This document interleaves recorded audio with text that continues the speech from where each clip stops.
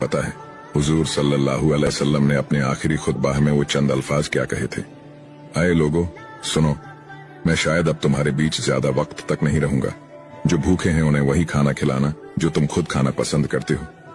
गरीब लोगों को वही कपड़े देना जो तुम खुद पहनना पसंद करते हो। बेशक तुम अपने रब से एक दिन जरूर मिलोगे और वो तुम्हें तुम्हारे हर एक अमाल का अच्छा बदला देगा।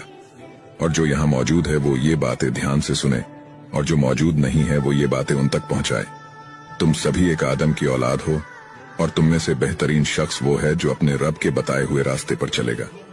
और अपने दिलों से एक दूसरे के लिए किना निकाल दो और कयामत तक तुम्हें इस बात का ख्याल रहना चाहिए कि एक मुसलमान दूसरे मुसलमान का भाई है और सभी का एक दूसरे पर हक है।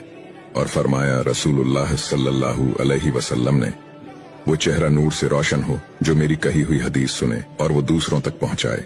सुभान अल्लाह।